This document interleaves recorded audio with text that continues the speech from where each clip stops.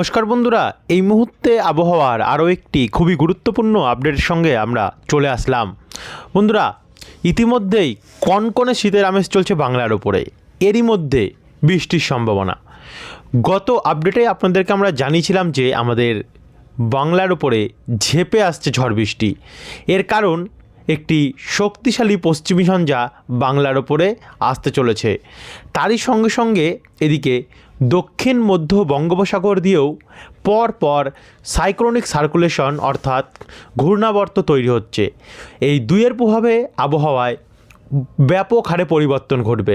তারই সঙ্গে সঙ্গে বৃষ্টি হবে উত্তর থেকে দক্ষিণ, পূর্ব থেকে পশ্চিম, চারিদিকে প্রত্যেকটি জায়গাতে বৃষ্টি হবে। তো চলুন আপনাদেরকে দেখাই কোন কোন জেলায় কতটা বৃষ্টি হতে পারে, আগামী 10 দিন কেমন থাকবে আবহাওয়া, আমাদের বাংলার জন্য কি আপডেট থাকছে, শীত পড়বে আরও কতটা এবং কোথায় কোথায় বৃষ্টির সম্ভাবনা রয়েছে। সমস্ত তথ্য জানতে হলে ভিডিওটিকে আপনারা বিনা স্কিপ করে শুরু থেকে শেষ পর্যন্ত দেখতে থাকুন। ভিডিওটি ভালো লাগলে লাইক করে দেবেন, চ্যানেলটিকে সাবস্ক্রাইব করে না রাখলে সাবস্ক্রাইব করে পাশের ঘন্টি চিহ্নটা অবশ্যই প্রেস করে দেবেন। তো চলুন এবার আমরা ভিডিওটিকে শুরু করি। তো এখন আমরা এই মুহূর্তে রয়েছি বজ্রবিদ্যুৎ মোডে, এবং এই বজ্রবিদ্যুৎ মোডে এই মুহূর্তে আমরা রয়েছে ঘূর্ণাবর্তে। দেখতে পাচ্ছেন দক্ষিণ মধ্য বঙ্গোপসাগরে একটি ঘূর্ণাবর্ত তৈরি হচ্ছে। এই ফলে আমরা ভারতের দক্ষিণ ভাগে যেমন তিরুনেলভেলি, কুমিল্লা, কোয়েম্বাটোর, মাদুরাই, এখানে তামিলনাড়ু, তারপর হচ্ছে এখানে কেরালা, সালেম, এই দিকগুলিতে কিন্তু আমরা এখন অবধি বৃষ্টির সম্ভাবনা লক্ষ্য করতে পারছি। আমাদের বাংলার দিকে যদি যাই, আপাতত বাংলার দিকে এই মুহূর্তে কোনো বৃষ্টির সম্ভাবনা নেই। আর এদিকে টেম্পারেচার কিন্তু আমাদের বাংলার দিকে অনেকটাই কমেছে, অর্থাৎ অনেকটাই ঠান্ডার আমেজ। আর এই দিক দিয়ে আসছে পরপর পশ্চিমী ঝঞ্ঝা। তো এরই প্রভাবে কিন্তু উত্তর ভারতে জম্মু কাশ্মীর, লাদাখ, গিলগিট, মানালি, লে, অনন্তনাগ, এদিকে আবার রাজস্থান হয়েও চণ্ডীগড়, উত্তরকাশী হয়ে উত্তরাখণ্ড, এই সমস্ত সাইডগুলোতেও কিন্তু বৃষ্টির সম্ভাবনা রয়েছে। যাই হোক, এটা আমরা আপনাদেরকে একটু পরে দেখাচ্ছি।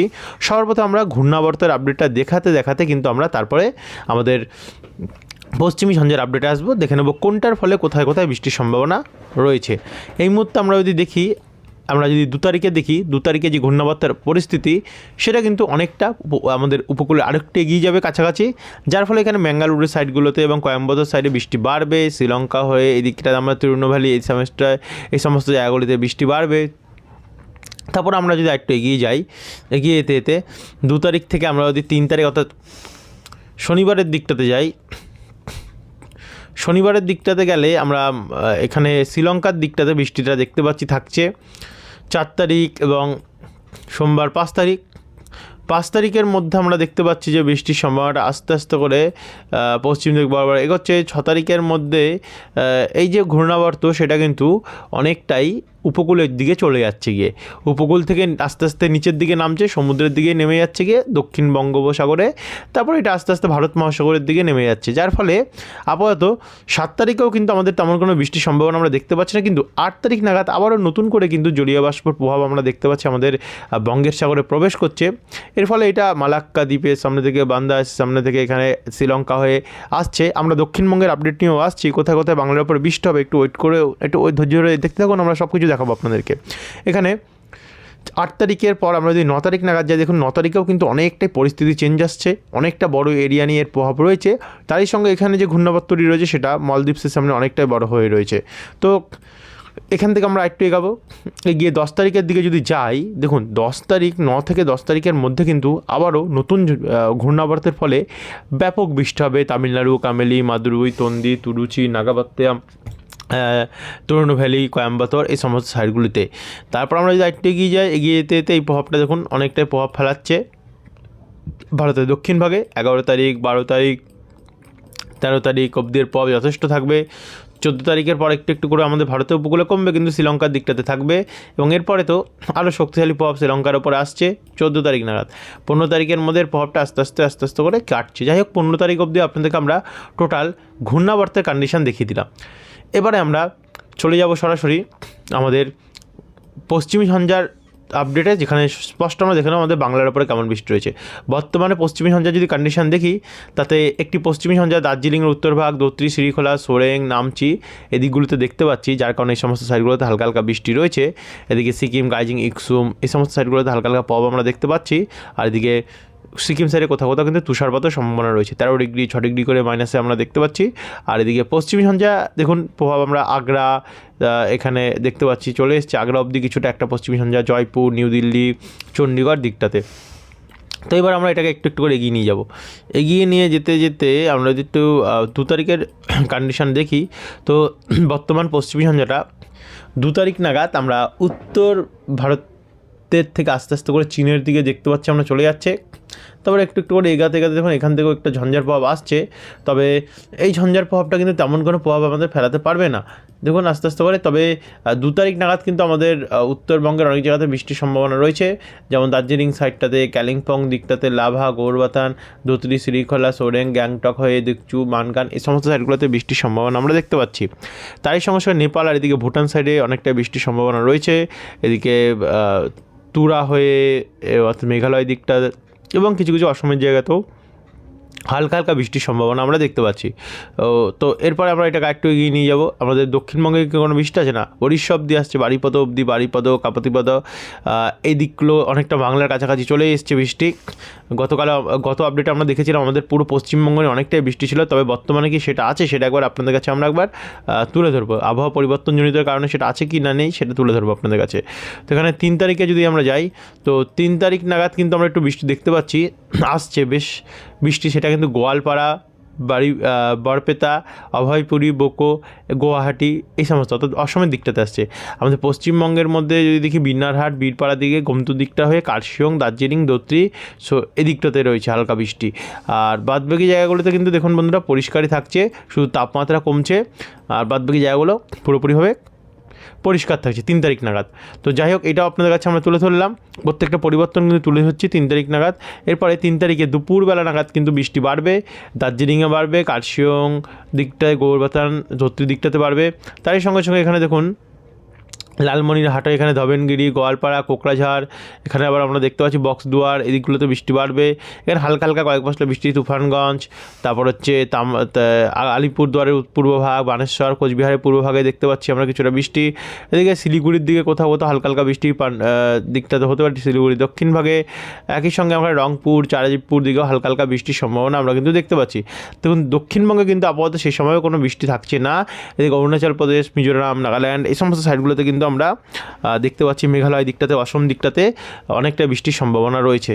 তো এটাকে আমরা একটু এগিয়ে নিয়ে যাব 3 তারিখ থেকে। এবার আমরা 4 তারিখ যাবো। দেখুন 3 তারিখে আবার আমরা বিকেলবেলা কিন্তু দার্জিলিং, শিলিগুড়ি, ধূপগুড়ি, আলিপুরদুয়ার, কোচবিহার, শ্রীরামপুর এই সমস্ত সাইডে বৃষ্টি বাড়তে দেখতে পাচ্ছি।